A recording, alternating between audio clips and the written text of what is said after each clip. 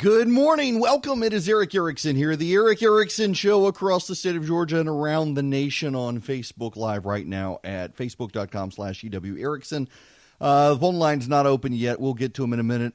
Forget impeachment right now. I think there's a bigger story, particularly for here in Georgia, the Sackerson-Singleton race. I realize it looks like a minor situation if you don't live in that area. If you live around the state of Georgia, it appears to be no big deal, but it's actually a pretty significant election last night in the Noonan and Peachtree City area, south of Atlanta. If you're familiar with the area, the northern end of this district is Tyrone, Georgia. The southern end is Moreland. The western part is the edge of Noonan, where that Noonan bypass is, the Barnes & Noble, the theater and stuff. The eastern edge is Lake Peachtree. It's a small district for the House. David Stover was the state representative in this district. And Stover resigned. He got married, changing life issues, and had to resign his seat. So there was a special election. One of the people who ran for the race, there were 4 people who ran, 1 Democrat, 3 Republicans. And the Republican who ran, who everyone expected to win, is the daughter of the former congressman in the area, Lynn Westmoreland's daughter. In fact, she had on her campaign sign Westmoreland, so everyone knew it was her. She's actually very popular in the district. Her husband's a Superior Court judge. The family's well-liked, very popular. And she was out there, out front, significant margin in the primary. I saw several polls that were conducted by outside groups. She needed 50 plus 1 to avoid a runoff. She was at 45%. And then something happened. Her disclosures were late. People were paying attention. Why is she late on her disclosures? What's in her disclosures? Well, it turns out in her disclosures, David Ralston, the Speaker of the House in Georgia, gave her money. And she became radioactive. I started talking about it on radio myself, that she was clearly David Ralston's candidate. In fact, I'm told by a member of the state legislature that the House Republicans were all encouraged to rally behind her and shut out the other guy. There were 3 other people running. One was a Democrat, and they were hoping to capture anti-Trump zeal. The other was a lady, I forget her name, didn't really put on a strong race. And the other person was a combat veteran, had 2 Bronze Stars, was a helicopter pilot in Afghanistan in combat zones, named Philip Singleton. And I and a bunch of conservatives backed Philip Singleton when it became very clear Ralston was giving this woman money. And lobbyists were giving her money, and other politicians were giving her money. Singleton got one $500 contribution from a politician. I saw that there were tens of thousands of dollars raised for the Westmoreland candidate from lobbyists and politicians in Atlanta. The Speaker of the House had consultants tied into the GOP establishment in Georgia. And what started happening when the race began changing is some Republicans got together with the Democrats and tried to push the Democrat into the runoff, thinking all of the Republicans would rally to Westmoreland Sackerson once they got into the runoff, but keep Singleton out of the race. The conservatives were rallying to him. If you could unite all the Democrats in the district and some of the Republicans, you could get a Democrat and a Republican into the runoff, have a general election, ensure the Republican won, and it didn't work out. Not only did it not work out, but Singleton came in first, headed into the runoff, once people got the message out that this is the Speaker's candidate. This is the Speaker's candidate. Westmoreland Sackerson went down in the poll. She was at 45% right before I think she got 20-some percent headed into the runoff, which wasn't good considering where she was in the polling. And by the way, I trust the polling. Small district, but had a good margin of error, had a good sample of people inside the district to show that she was in a very strong position. And she gets into the runoff, and it becomes just a slug fest. It becomes really, really nasty. And she has a ton of money outspending Singleton. She's portraying him as a rhino. She says he didn't vote for President Trump in 2016, and that's true. He didn't vote for Trump in 2016. He was in an active combat zone in Afghanistan and didn't vote for anybody. He didn't cast a ballot. He was too busy trying to avoid getting killed. That hurt her. That was a move of desperation. And then they got really nasty and started calling him a rhino. You couldn't trust him. He had run as an independent for Congress. When Lynn Westmoreland left, He ran for Congress. Drew Ferguson became the congressman, but he ran against Ferguson as an independent. Said he wasn't a Republican, he wasn't a Democrat. He was for smaller government. Neither the Republicans nor the Democrats supported smaller government, so he wasn't either one. And he lost. And so they attacked him for that he wasn't a real Republican. He was a rhino. And he said to the extent the Republicans abandoned their pledge for smaller government, yeah, he guessed he was. That they keep promising smaller government. They keep refusing to deliver it. But then he kept pounding him. He didn't want to, by the way. He tried to avoid making this a case about the speaker, but ultimately the speaker was pouring money in against him with his opponent. The speaker was encouraging others to pour money in against him. And so he made it about the speaker, and he said, this woman is not going to stand up to the speaker. She's not going to stand up to him. She's not going to stand up to Atlanta politicians, and the speaker needs to go. The Republicans are going to lose in 2020 if the speaker stays. And he won with 58% of the vote last night. He won a campaign by running against the Speaker of the House in a Republican district. Now, in a Republican district in Georgia where the speaker, much of the state House Republican caucus and many lobbyists in Atlanta are pouring money in against him, he won. That should scare the mess out of Republicans statewide, that in a Republican district, by making it a referendum on the Speaker of the House, the Republican won. That should actually bother them tremendously, because that's a Republican district. The Democrats only need 16 seats in Georgia to get back the House of Representatives. They only need 16 seats. And there are a number of seats where Republicans barely won. Can you imagine what would happen if the Democrats started running ad campaigns with the victims of David Ralston's clients? The clients that David Ralston, for in some cases a decade, kept from ever having to go to trial for committing crimes or allegedly committing crimes. This is incredible. And it's going to blow up in the Republicans' face here in Georgia if they don't deal with the fact that the Speaker of the House is scandal-plagued. Even Republican voters don't like him. And a Republican defied him last night and won by making his race explicitly about David Ralston. If the Republicans aren't paying attention to this, they're going to have real problems. Now, let me give you a side note here. Houston Gaines is probably the most embattled Republican in the State House of Representatives. Houston Gaines is a young state representative in the Athens area. And his district is one that the Democrats have seen population growth in. His district is one where Hillary Clinton did exceedingly well, and he was able to hang on. All of that money the Speaker of the House directed to this special election in Noonan could have been directed to help Houston Gaines, but it wasn't. Now, he's got a year, and perhaps that's the Speaker's calculation. He's got a year. But every dollar wasted in Noonan is a dollar not spent elsewhere. The Republicans are going to have comeuppance if they don't get rid of the Speaker. Now, for those of you who don't know, I've talked about it several times here, but let me just give you a nutshell. The Speaker is involved in a scandal where he was on the committee that changed a law that allowed the Speaker of the House, if he was a lawyer, to delay cases indefinitely. After he changed the law, he became the Speaker and essentially monetized this. Criminal defendants could go to David Ralston, pay him $20,000 in one case at least, and their cases would never go to trial.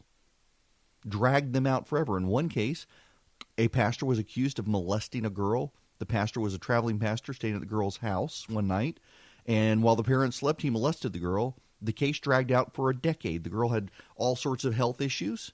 She couldn't get closure on the case, and finally, almost a decade after the actions, they finally, because of all the outrage over it, they finally brought him to trial. He pled guilty for inappropriately touching her. He didn't go to jail. He was just sent back to Ohio, where he's from.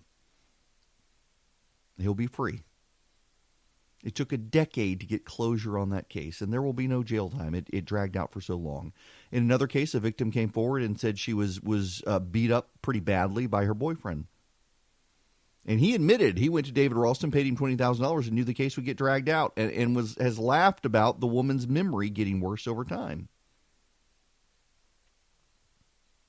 And this has happened repeatedly. It's happened in civil cases. It's happened in criminal cases. It's a joke in the courthouses in North Georgia. You talk to the lawyers and judges in North Georgia, they will tell you that it is just a well-known fact that if David Ralston is your lawyer, you'll probably never go to trial. Even clients one time, there was a client who wanted to go to trial, and Ralston kept dragging that case out, and he had to file a bar complaint against his own lawyer to get the case moving. And the Republicans are protecting him. The Republicans will not remove him as Speaker. And Ralston, he got a bipartisan blue ribbon panel together, and they changed the law back. And all of these people who went on record, well, they saw their cases go forward, but how many others didn't? And are you really going to stand up to the Speaker of the House when he sets your budget? Maybe he's just a bad lawyer. Maybe he's just lazy. I don't know. Maybe it's not a scheme to monetize. But it certainly looked that way to a lot of people. And now Republican voters have had enough. And in the Noonan area, they've turned on David Ralston. And a candidate who, by all accounts, was well-liked, had high name ID, her father was a popular former congressman. She lost because David Ralston gave her money. If that's not a wake-up call to the Republicans in Georgia, I don't know what will be. I really don't know. Will they pay attention to anything? Will self-preservation finally kick in with these Republicans? Because right now it seems they are way more scared of the Speaker, or way more deluded and oblivious to the fact that Judgment Day is coming for them. If they don't clean up their own house, the voters are going to clean up the house for them. If they don't take action, the voters are going to take action. And they need to recognize this. They need to understand that judgment is coming for them. And as long as they stand behind the Speaker of the House, what they're going to find is that Republican voters are more and more angry.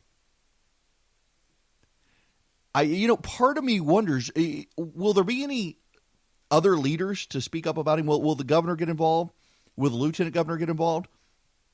In 2020, we have redistricting. In 2020, there is redistricting. Now, whoever wins in 2020 will be in charge of redistricting.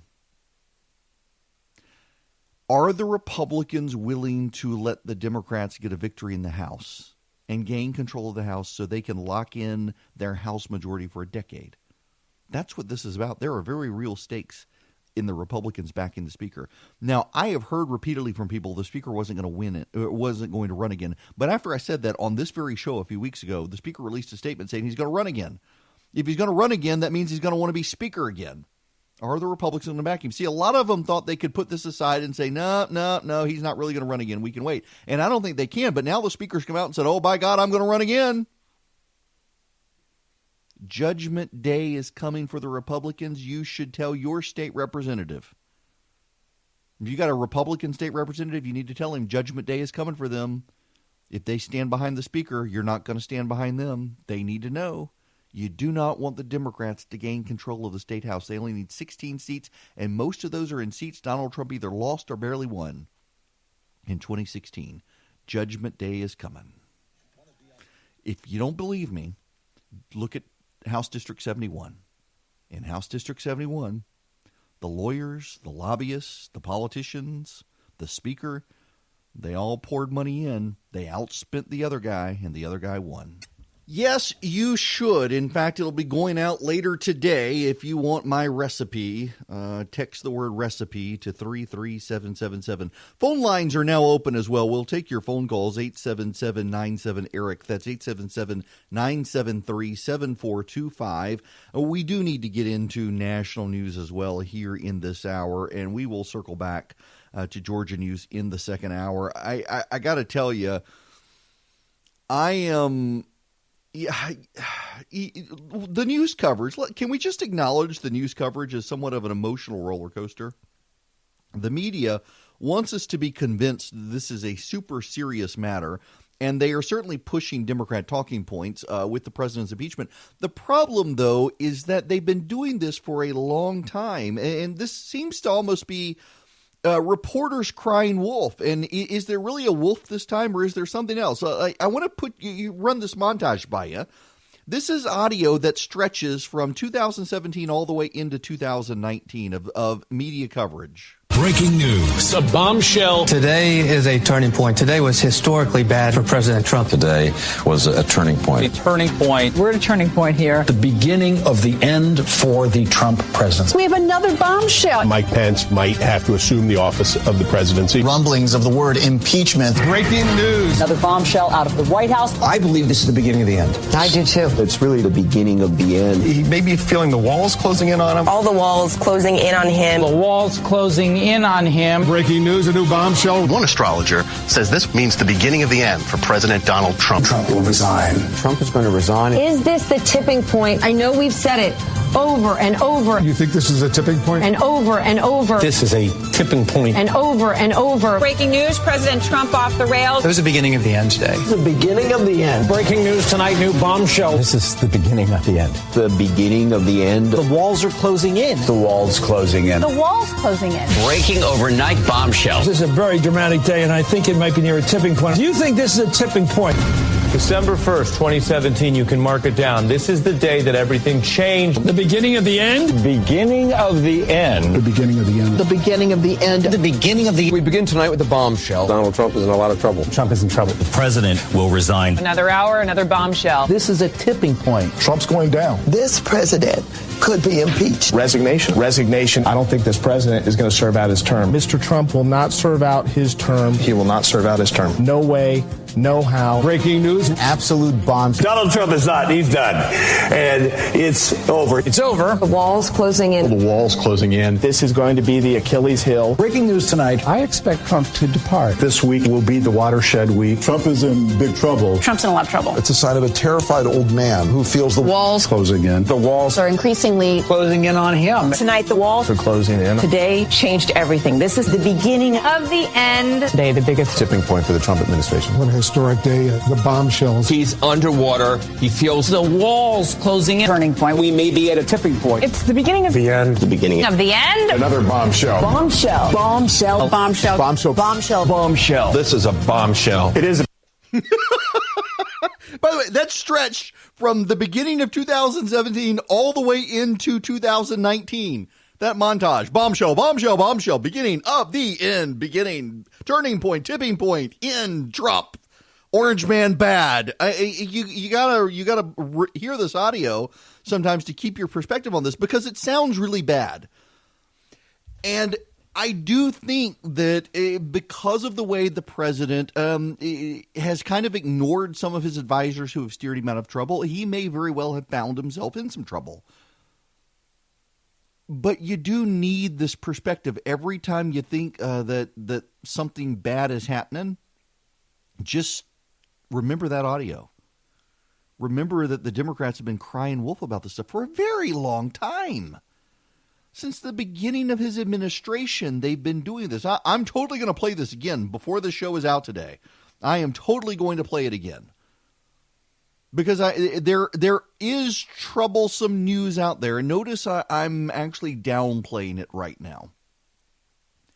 Because I don't think it's helpful to come out every day like the news media is doing. Impeachment update. There's plenty of other news going on out there. There's plenty of other stuff. We got Mark Zuckerberg caught on audio talking about Elizabeth Warren and breaking up Facebook. We've got Spider-Man is back in the Marvel Cinematic Universe. Eating red meat turns out not to be terrible for you. We're actually going to talk about eating red meat not being bad for you. New study, and the environmentalists out there are livid at the scientists. They want a retraction in the study, not because it's medically unsound, but because if people actually follow the advice, it'll be bad for the environment. I'm not making that up. There's a lot of other news out there. And, of course, the president and the border wall. And the president wants a moat filled with alligators. I know where he got that from. I want to talk to you about that when we come back. But before we get there, I want to spend a little bit on the rise of homeless camps around the country. Rome's been dealing with this issue. Atlanta as well has been dealing with the issue. Savannah and Macon all dealing with homelessness and people parking on the streets, and local communities not sure what to do with it and basically turning a blind eye to it and saying, I guess we'll just put it in a law that they can do it. Let's talk about that when we come back. So, for those of you listening in South Georgia, the Argentine black and white Tegus is being sighted in South Georgia on trail cams. They are giant lizards. Think Komodo dragons, but not quite as small. They get to be 4 feet long. They are not native. People keep them as pets, and they get to be giant, and they get released. Idiots. This is the whole python issue down in South Florida. People were having pythons. They didn't know what to do with them. Instead of giving them to a zoo, they released them into the wild, and now you've got this massive ecological damage being done by the pythons that are not native to the Everglades, eating the alligators and the deer and everything else. Well, the Georgia Department of Natural Resources has been working since the beginning of the year to trap the Tegus, sighted in Toombs and Tatnall counties in South Georgia. It's investigating reports in other parts of Georgia. People have been seeing them crossing dirt roads. They've shown up on trail cameras. According to a report last year, much of the South and northern Mexico contains suitable habitat. And Argentine black and white teguses can grow. This is just horrific. They're not native. It's illegal to release them in the wild. They've got few predators, can multiply quickly. Females reproduce. They can reach 12 inches long, lay 35 eggs a year. They're not aggressive, but they'll defend themselves. They got sharp teeth and claws and strong jaws. Birds and small animals and insects are targets. They eat fruit, vegetables, plants, pet food, eggs of chickens, ground nesting birds, other reptiles, including alligators and tortoises. My goodness gracious. The large lizard hasn't been spotted this far north yet, but DNR is asking the public to let it know if you happen to see one. Essentially, they're large black and white lizards, and they cannot be released in the wild. And you got to be careful. So just keep in mind. Just watch out. This is a random story. I realize it just crossed my desk. Wow. We got an Argentine lizard invasion because idiots who have them drop them off in the wild instead of taking them to an animal shelter when they're tired of them. I don't know why people do that with pets. Aggravating. Okay. Now, I want to talk about something that is not, it's political, but it's not Trump related. Can we do that? Can we talk about something other than the president? He lives rent-free in so many people's heads these days. I don't understand why we need to make everything about the president. By the way, you should know Gallup polling just came out. The Supreme Court, the most popular it's been in more than a decade. Interesting after the Kavanaugh situation. Well, I don't want to talk about the Supreme Court. I want to talk about homelessness. Listen to this from Fox News. I think people have to understand just how serious the crisis is in California. I mean, murders and rapes in Los Angeles have gone up 16% and 31% over the last year. Fentanyl deaths are twice as high this year as they were at the same period last year. You have the residents of San Francisco, as you said, they're taking the law into their own hands, trying to deal with the crisis in pretty extreme ways. People can't walk on the streets. They can't push their baby strollers on the streets. The streets are covered with feces. They're covered with infected needles. People shoot drugs in the street. We're dealing with a complete breakdown of social norms here. There needs to be a state of emergency to deal with the housing shortage, to deal with the drug epidemic, and to deal with the mental health crisis. But we actually have psychiatric beds available. We have the resources available. The government is absolutely failing to take action. This is Los Angeles, not San Francisco. We've heard a lot about San Francisco, not Los Angeles here. They're increasingly turning a blind eye to homelessness, and it's a growing issue in progressive enclaves around the country, that homelessness is not a problem if you don't treat it as a problem. In Austin, Texas, the mayor of Austin, Texas, is asking the police to stop carrying guns and tasers and instead carry 4-foot-long rope. Why should the police be carrying rope in Austin, Texas? Because the homeless are allowed to set up camp outside of a 4-foot distance from someone's private property. And as long as the outer edge of the homeless encampment is 4 feet from the private property, they're not breaking the law. And the mayor wants the police to do that. Y'all, this is crazy. Let me tell you what's going on here. You genuinely cannot understand this, or frankly, you can't understand the horrific story in the New York Times of child abuse and the child pornography epidemic that's happening online and spreading around the world. You can't understand any of this without understanding the collapse in the Western civilization of Western Judeo-Christian society. You can't. Now, I know. I'm playing with fire here by doing this because it drives secularists insane when you say this, but it's true. It is absolutely true. True, Dad. True. Siri. Wow. All right, Siri. Let me break this down for you. You really, if you're wondering why this happened, why in the last few years has there suddenly been this push in highly secular enclaves that are deeply antagonistic to religion to allow homelessness to fester in a way that harms private property, harms the homeless people, and treats them as if they're not a problem or a nuisance or everything's just fine with them. And it has everything to do with secularism becoming its own religion, with its own doctrines and dogmas, with its own sacraments, with its own liturgy, with its own ecclesiology. Here's what's going on. In actual real faith, you are told to take care of the widows, the orphans, the poor, the refugees. That's Christianity in a nutshell. That's Amos. That's the book of Amos. Take care of the widows, the refugees, the poor, take care of the homeless. Take care of them.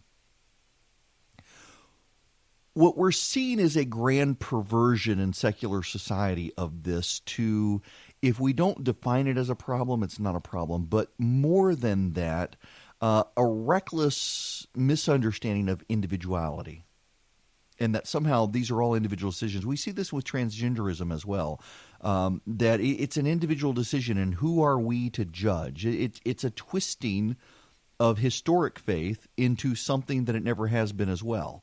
That it's a perversion of individuality. It is an ideal by the secularists that if we decide that this is not a problem, it's not a problem, and we can turn a blind eye to it. It's this idea that in the secular religion, we live our best life now, very Joel Osteen. And when the homeless person decides to camp on the street, they're living their best life. But there's also something more to it than that, and it ties in all of these terrible stories. You know, in Macon, where I am, we've been dealing with this as well. Local businesses are saying that, and in Rome, you've had the situation where local businesses are saying we got to deal with the homeless population. We got to do something. The local tattoo artist, interestingly enough, in the article in Macon on the 13WMAZ website, the local tattoo artist says this is. I mean, well, let me actually read the quote for you, because it's better if I read you his exact words. There's a local homeless man who's been threatening local business owners. He slashed tires for one of the local business owners. And then there's the redemption tattoo artist who says of this homeless man, he cleans up, he sweeps the sidewalks, he picks up cigarette butts. He's never asked me for anything. As far as I know, he's the best bum around Macon. The best bum around Macon. And we have a lot of bums. That's what this guy actually said. That's an actual quote from a tattoo artist in Macon, Georgia. So we've been trained as a secular society. We're not allowed to look and see that people have a screwed up life. We're not allowed to see that people have problems. We're not allowed to look on neurological, sociological disorders and say that they're disorders. Everything's got to be defined as normal in secular religion. The only deviant thing in secular religion is true religion. I think it was Gertrude Himmelfarb who noted that deviancy is defined downward, that the two-parent nuclear household is defined as deviant, where deviant is propped up as somehow normal, we're to look at normalcy and look at it as bad. We're to look at the people going to church on Sunday as somehow deviant. And we're to look at the homeless guy who slashes people's tires when they ask him to move as somehow just another expression of normal in some case. And that's what we're seeing in secular society around the country. It is a way for them to not have to deal with the problem, because they need their taxes to go to paying for kids' transition surgeries to transgenderism. They need your tax dollars to pay for anti-bullying programs in schools of privilege. They need your tax dollars to pay for their latest environmental wackery. But they can't use your tax dollars to fix the homeless problem. And oh my gosh, we can get rid of the babies, but we can't get rid of the homeless people. It is an absolute perversion of true religion. We're not taking care of the homeless man. We're not helping him out of his destitute state. You know, with a lot of people in secular religion, that they like to quote Jesus and they say, well, Jesus says we're always going to have the poor. Yeah, but he didn't mean the exact same poor person. We're always going to have a class of poor people. We're not going to have the exact same poor person. And yet with the left, they think, let's just keep the poor. And when we see this with Elizabeth Warren, for example, in her class warfare.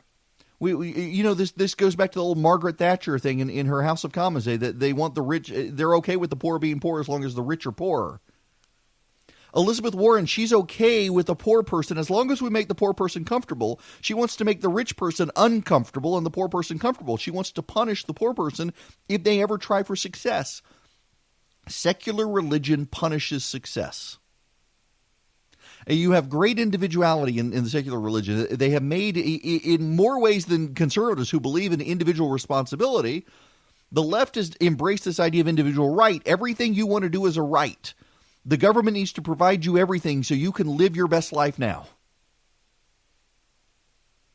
And that's not the way our society was ordered. But that's also not the way compassion is ordered. It is not compassionate to see the bum pick up cigarette butts and say, oh, he's the best bum of all the bums. He's the best bum. We need to leave him alone. No, why do you want to leave a man alone who's sleeping on the street?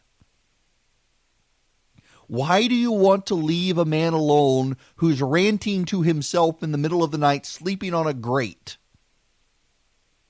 Why do you want to leave the woman alone who's on the street with her children, sleeping in a cardboard box? Why do you want to say that's okay? You're disrespecting the private property owners who pay the taxes, and you're disrespecting the homeless person by telling them they're okay when they have a real problem. But you can't do that in this society. We define deviancy down. Archbishop or Bishop Chaput, Philadelphia, says evil preaches tolerance until it's dominant, then it seeks to silence good. That's what's happening here. We have perverted right and wrong. We perverted good and bad. The left throws scripture in so many conservatives' faces, conservatives get turned off from it. You know, there are a lot of conservative pastors who don't want to teach the book of Amos because it's the book the social justice warriors use. But you know what Amos says? True religion is taking care of other people in the name of God. And the left's not taking care of other people. The left is just defining it as not a problem, so they don't have to take care of other people. And this, by the way, this is where I think conservatives should step up, and where churches in particular should step up. We have for so long abdicated responsibility to the government to take care of these problems. A lot of churches don't even have social welfare programs anymore. They send their kids off to Mexico to work on their tan, to do a mission trip, as opposed to looking in their own backyard. Seek the welfare of the city in which you live, not to go through this again, but Jeremiah 29:7, seek the welfare of the city in which you live, and there you'll find your welfare. You're not going to find your welfare on the beach in Mexico where you're hammering a few nails and working on your tan. You're going to be helping the people in your local community with the homeless population. You got these big cities in San Francisco and Los Angeles where they criminalize trying to help these people. They make it hard for nonprofits to help them. And it is because they don't want to have to acknowledge the problem. And it is increasingly because they don't really think there is a problem. It is increasingly because they think this is just a normal part of life. And they can turn a blind eye to it. It is not compassionate. It's illiberalism. It's not liberalism. That doesn't mean you round these people up and throw them in jail. It does mean you as a society need to figure out a way to help them. No one wants to live on the street. no one really wants to prostitute themselves. You've got this idea on the left now that we should legalize prostitution. It's a choice. It's women's empowerment. Nobody wants to prostitute themselves. But this is what's happening here is as vices and social ills grow, in the secular religion, they're defined as normal. The sinner is the person who looks on this and says this is bad because you're casting a judgment. Well, you're supposed to. The Scripture actually does say to judge, to use discernment, to judge what's right and wrong. The same Jesus who said, judge not lest ye be judged, is the Jesus who said, use your judgment. And the left doesn't want to use their judgment, and they don't want you to use your judgment. And when you point this out, when you point out the emperor has no clothes, you're the bad person. We're seeing this rise in secular, progressive communities because they can't acknowledge that they failed. And in their inability to acknowledge that they failed, they've decided to define the failure as normal and the successful as failure. It is a rewriting of the norms of society to prevent having to acknowledge that progressivism is failing in society. I was on a city council for a long time in Macon, and Macon at the time was the only partisan city council. Every other city council in Georgia, including Rome, Athens, Atlanta, Clarksville, Dalton, Jasper, Vidalia, Valdosta, Savannah, Columbus, Americus, you name it, they're all nonpartisan. Macon had a partisan city council. And I can't tell you what the partisan position is on trash collection. I can certainly tell you the conservative position is to privatize it. Let an outside company do it. They can do a better job more efficiently. I can't tell you what the partisan position on homelessness is. What I can tell you is that it's not right to look at the homeless person and say, oh, that's just a good bum who cleans up. No, that's a homeless man who could use a warm meal and some shelter instead of a cardboard box. But you got to turn a blind eye to that and fix all your other social outrage. That is a failure of progressivism and a reminder that the secular religion will fail the people it claims to want to help. It is Eric Erickson here. The phone lines are open, 877-97-ERIC. That's 877-973-7425. Have you heard about this audio of Mark Zuckerberg? The millennials at Facebook, much like the millennials at a lot of these tech companies, are going to be the undoing of these companies. So Facebook has been known in the past to have these town halls where they have meetings off the record with employees. And Google's been doing the same thing for a while. Well, at Google and Facebook, the younger employees have started bringing in cell phones and surreptitiously recording the town halls and then leaking them to the press to complain and stir up stuff within the company. I cannot believe that people want to bite the hand that feeds them. Just as an aside, when I was at CNN and when I was at Fox, but particularly at CNN, if you had a problem with other contributors or other contributors had a problem with you, you knew not to air grievances publicly. In fact, one time someone leaked to Media Matters and very insulting stuff about me and about my friend Dana Lash. We were both CNN contributors at the time. And management came down like a pile of boulders on everybody for doing that. We went to Fox, and it wasn't really the same. There was a lot of infighting at Fox, but they did a very good job, even with that infighting, of not really letting it air out publicly. As over time, that's gotten worse. More and more you hear the squabbling behind the scenes at Fox. But it's not the sign of a healthy organization when people are fighting in the press with each other at an organization. And we're seeing that at companies like Facebook and Google, where employees are now trying to undermine the company because they disagree with the company, and so they themselves think that they are somehow in charge of the company and can set company direction. A lot of people who don't know their place, a lot of people whose parents gave them participation trophies and got these kids to thinking they're somehow in charge. So Zuckerberg is caught on this tape saying Elizabeth Warren would be bad for the company and he will fight anyone who wants to break up his company. I got to tell you, I wouldn't have very much respect for the guy if he was willing to roll over. I mean, the government is coming for him. And you need to understand, why is the government coming for Facebook? has nothing to do with your privacy. The government doesn't care about your privacy. For God's sakes, the government wants Apple to build a backdoor into your cell phone so they can see your text messages. The government doesn't care about your privacy. The government is upset with Facebook because Donald Trump won. In 2012, Barack Obama did exactly what Donald Trump did in 2016, and the media wrote glowing stories about how effectively they used Facebook data to turn out the vote for Barack Obama. And in 2016, Donald Trump outdid them, and suddenly Facebook is bad because Donald Trump is bad, and they're out to get him. They're out to break up Facebook. Why are you breaking up Facebook? Listen, you don't have to use Facebook. You know, if you turned off Facebook tomorrow, you could still log in to websites. You could still use the internet. Facebook, I think, is actually different from Google. Google, we've got a bunch of partisan Google activists out there who have been on the record, willing to go on the record and say how they want to use the algorithm to shape the election. You've got Google employees who argue that if you don't have various minority groups involved in shaping the algorithm, you're going to leave them out. But at the same time, they're perfectly willing and able to leave out conservatives. That, I think, is a problem. Facebook, you don't have to use.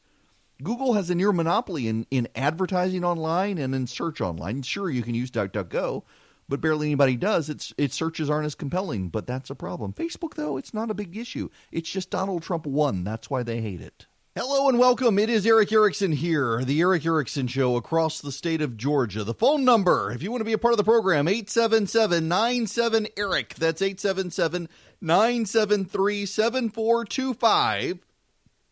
And we got lots of local news we need to cover, including bring everybody else who's just joining us from around the state up to date on the special election in Georgia.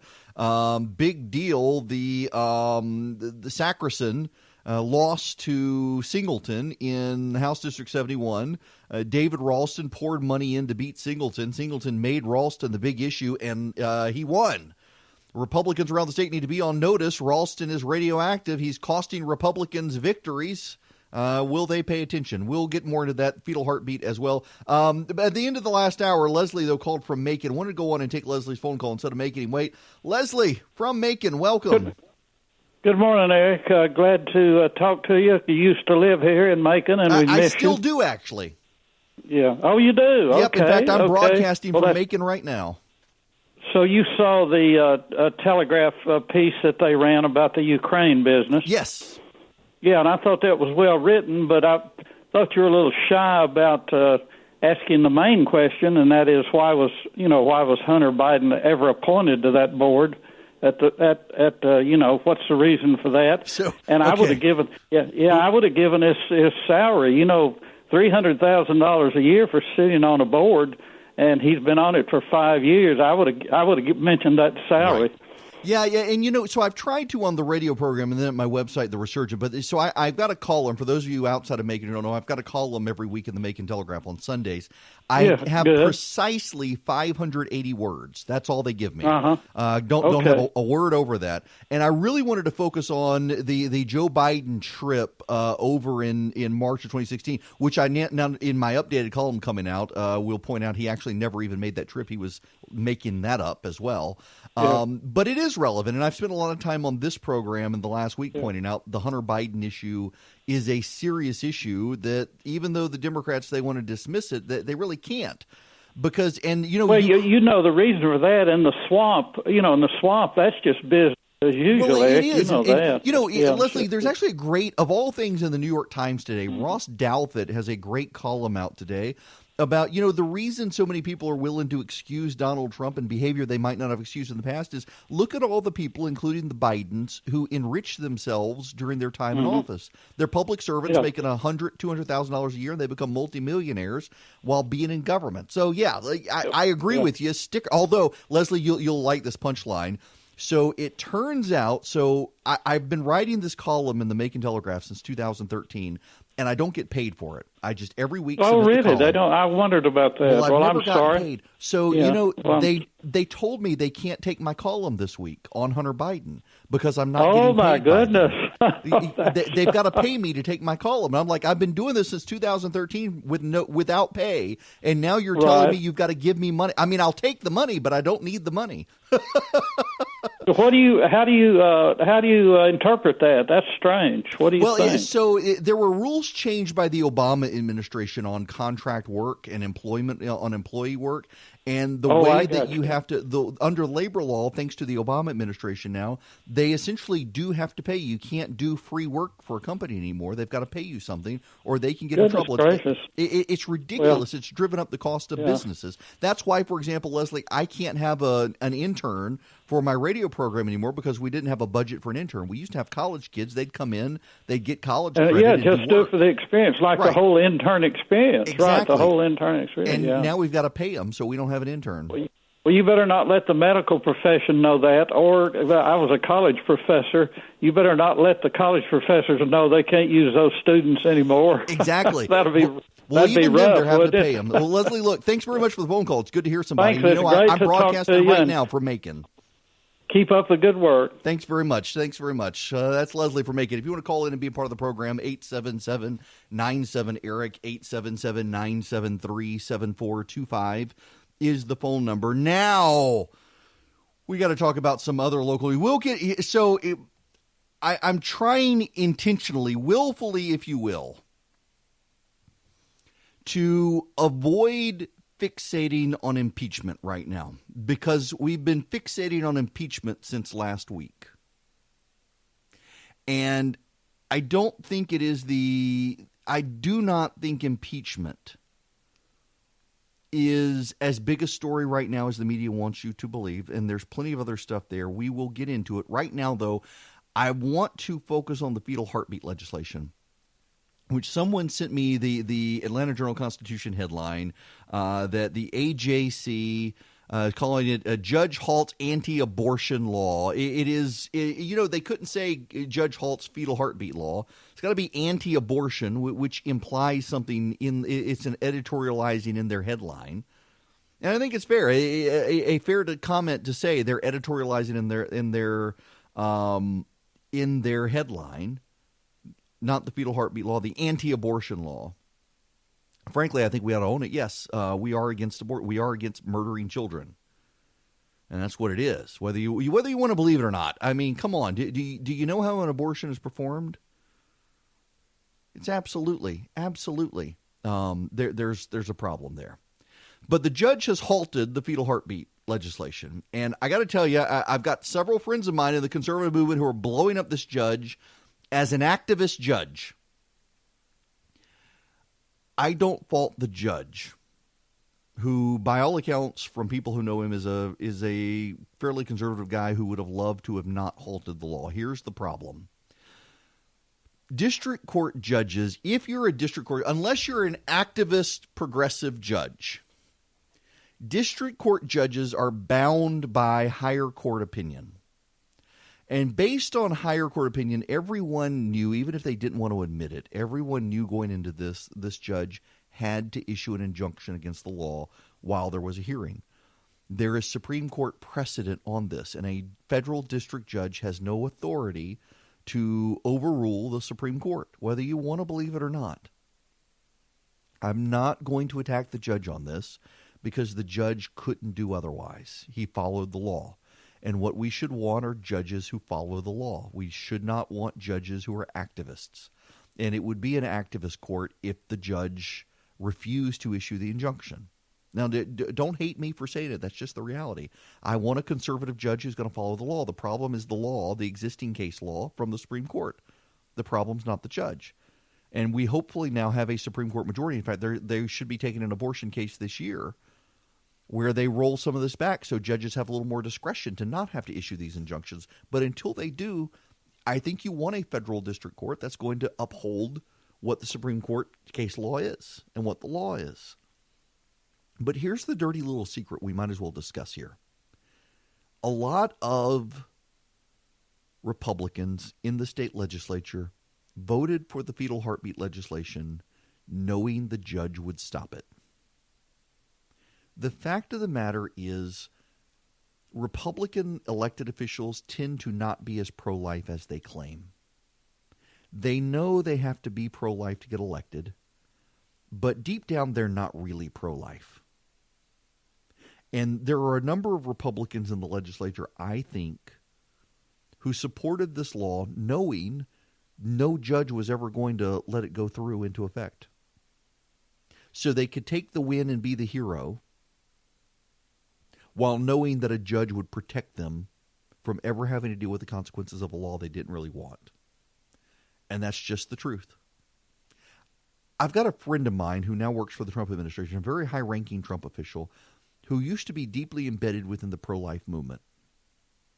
And she told me one time that she would far rather go meet with a radical progressive member of Congress who has Planned Parenthood material in their office than with most of the pro-life Republicans in Congress. The reason is because she knew going in to the progressive Democrats' office that they disagreed on this issue. And so they can have an issue understanding that they come from different worldviews, that they're never going to agree on this issue, and yet they may be able to find common ground on funding women's health, things like that. But when you went into a Republican member of Congress's office who was pro-life, a lot of times you would encounter someone who just wanted to head pat pro-lifers, give them the spiel, but wasn't really pro-life, and you could tell from their actions and the way they talk, they're just going through the motions with this person. They treat them with contempt. They look down on them. We had an elected Republican in the U.S. Congress here in Georgia who multiple people told me would go to the Capitol Hill Club with his buddies in 2010, 2011, and absolutely ridicule the Tea Party activists who had come into his office. And he would say all the good things. He would say all the appropriate things. He would pat him on the back and, yeah, I'm with you. We're going to cut government. And then would go out drinking with his buddies at night, absolutely ridiculing the Hicks and Rubes who came to his office. And many of the Republicans in Congress are like that. They are deeply contemptuous of their base. In a way, to some degree, this is lessened over time. There's been so much rollover, and many of the people who have gotten elected in the last few years have risen up through the Tea Party movement in Congress, and so they're true believers. The same thing with the left. A lot of the leftists have never been comfortable with the mainstream Democrats coming into their office. These Democrats have always been far more radical, and they are far more comfortable now with the leftward drift of the party. Now, there are some who aren't. There are some who are deeply troubled by it, and just like these Republicans, go through the motions of screaming about progressivism, let's expand communism nationwide, and they're really actually deeply fearful of it. But you have this with Republicans, and you have it with Republican legislators in the Georgia legislature. Many of them did not want the fetal heartbeat legislation to pass. And they only voted for it because they knew a federal judge would stop it. If you don't believe me, look at the school choice legislation. There is a dramatic overlap in support for pro-life measures and school choice because pro-lifers, unlike what the left says, really do believe that while life begins at conception, the government must pass pro-life policies to elevate people into better existence and out of poverty over time. The best way to elevate someone out of poverty is to give them a good education. And you have Republicans who believe school choice is one of the ways to do that. Give them school choice, allow them to go to a school of their choice, and they will get a good education, and they'll thrive.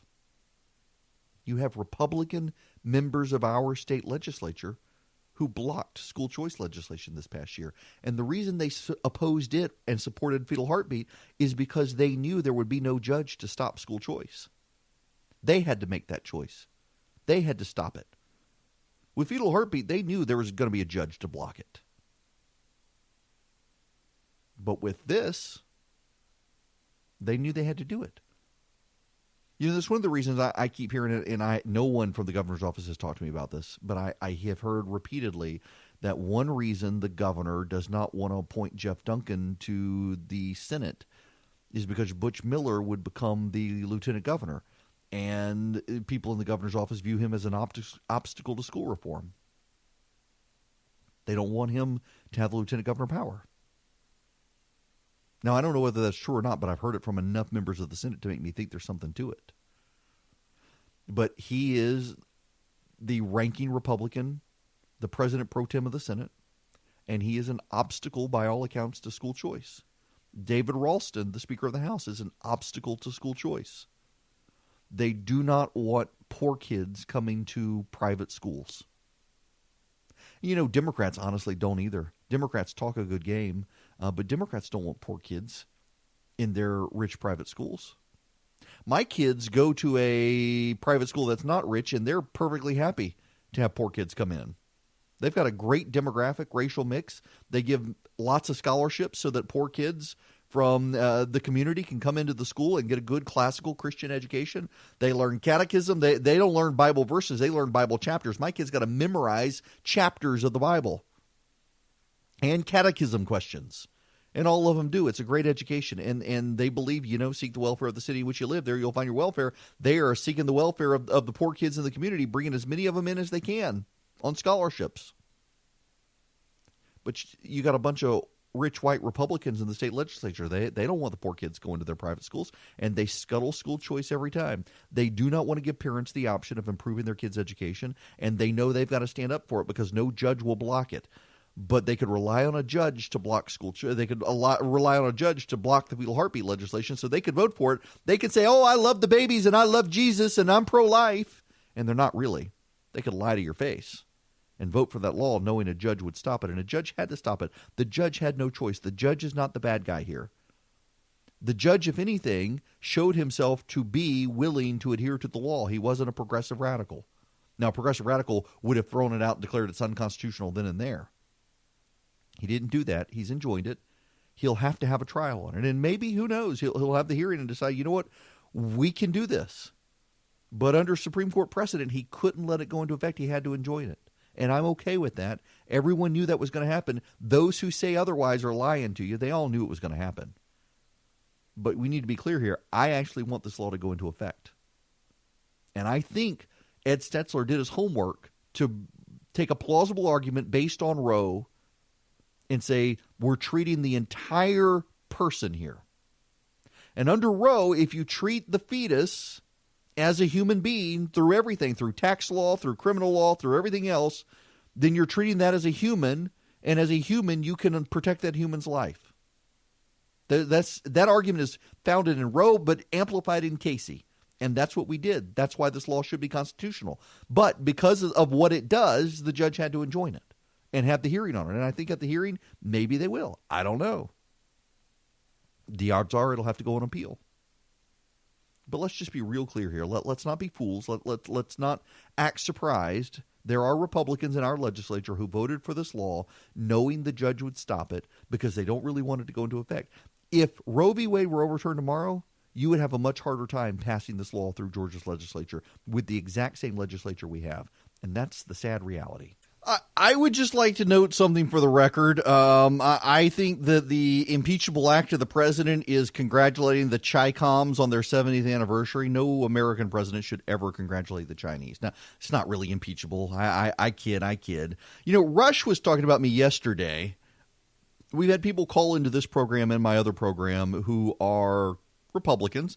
Two of them I know for certain were the president's supporters in 2016. You know, you can always have people troll, but these two I know were presidential supporters in 2016. And they're all calling in, they're saying the same thing. I'm tired of this, and I wonder if it would be best if the president went away.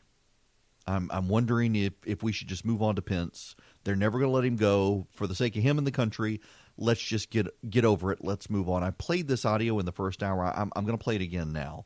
This is a compilation of the media from 2017, January 2017, until January of 2019. And I send this out to conservatives who are battle-weary. And I understand that you're battle-weary. I understand. It frustrates me, too. It seems like nonstop. And the president does stuff. He gets on social media. He makes things worse. He does. Let's just acknowledge it.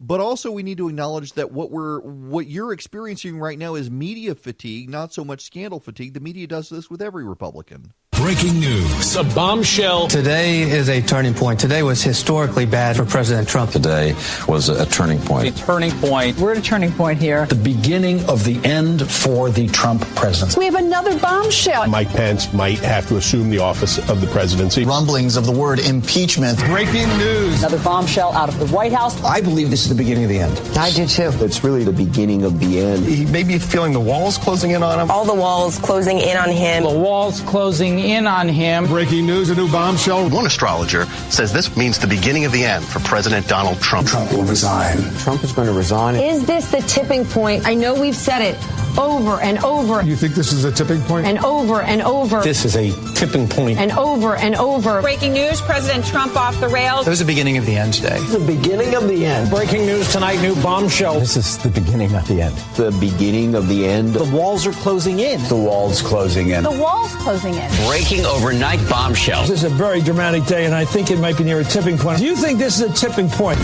December 1st, 2017, you can mark it down. This is the day that everything changed. The beginning of the end? Beginning of the end. The beginning of the end. The beginning of the end. The beginning of the... We begin tonight with the bombshell. Donald Trump is in a lot of trouble. Trump is in trouble. The president will resign. Another hour, another bombshell. This is a tipping point. Trump's going down. This president could be impeached. Resignation. I don't think this president is going to serve out his term. Mr. Trump will not serve out his term. He will not serve out his term. No way, no how. Breaking news. Absolute bombshell. Donald Trump is not. He's done.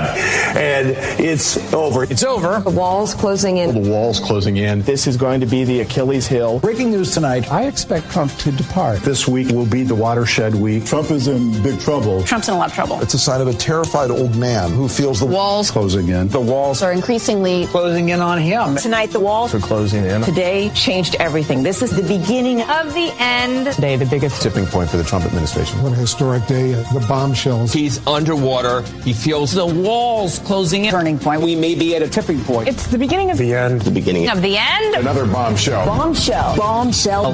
Bombshell. Bombshell. We'll be back with more Georgia news. It is Eric Erickson here, the Eric Erickson Show across the state of Georgia, around the world on Facebook Live right now. The phone number, 877-97-ERIC, 877-973-7425. Jon Ossoff here in Georgia raised $800,000 in 3 weeks in his run against David Perdue. $800,000. Teresa Tomlinson came in second with $500,000 raised, but there's a catch. And we shouldn't downplay the catch in his fundraising, in Ossoff's fundraising. Ossoff transferred $500,000 into his account. So his $800,000 in 3 weeks is still impressive. It's still an impressive $300,000. But it's $800,000 because he had money sitting in his other account. Remember, he ran in the special election against Karen Handel and clearly left money on the table. I wonder if he spent that $500,000, could he have won? It came close. But he didn't win. And now he wants to run for the Senate. And in running for the Senate, he, wants to have a big splash.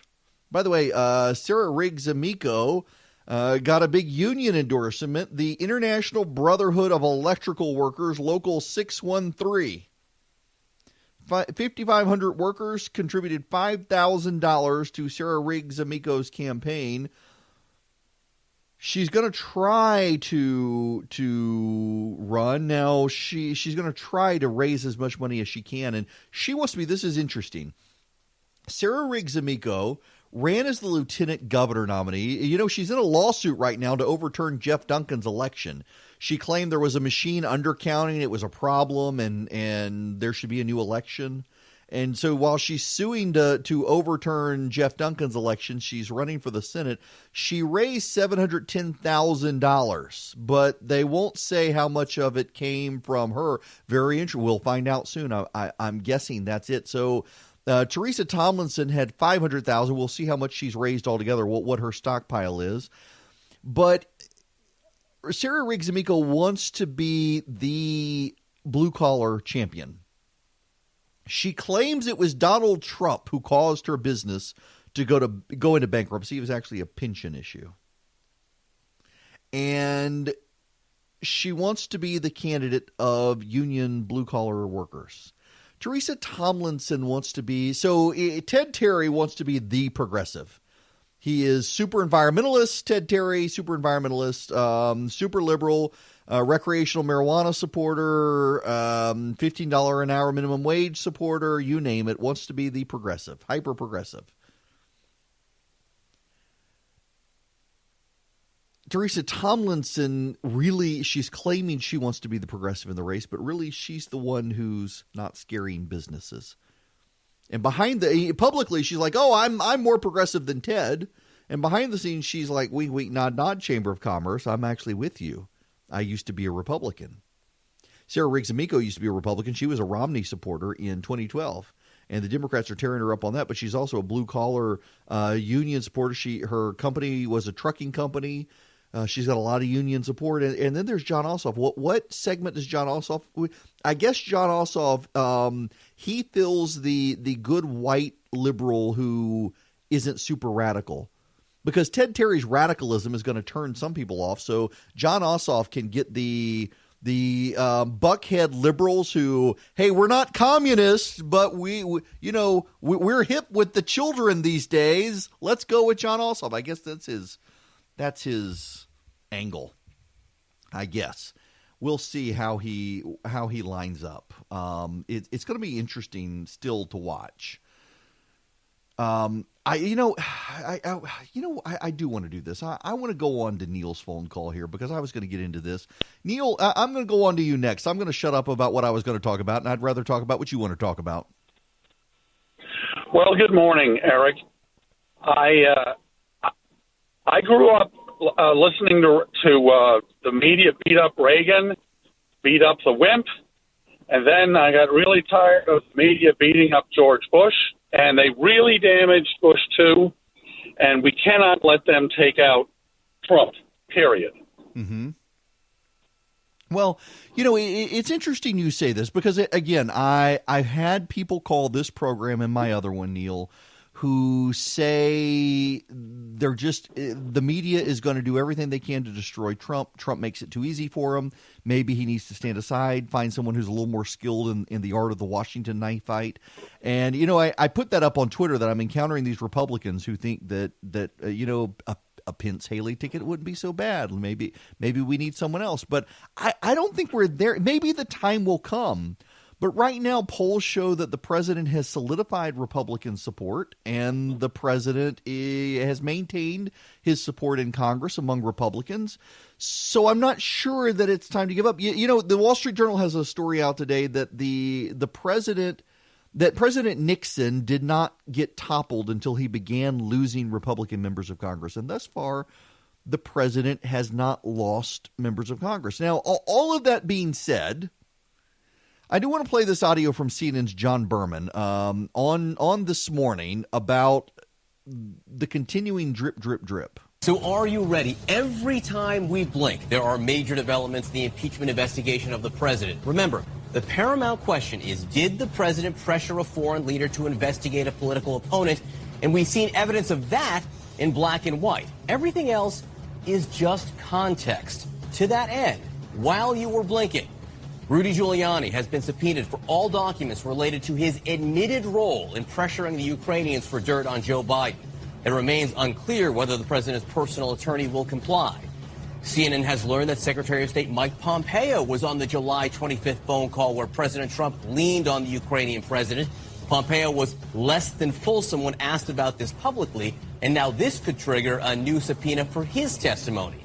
And a source tells CNN that President Trump recently pressed Australia's Prime Minister to help Attorney General Bill Barr with his investigation of the origins of Mueller's Russia probe.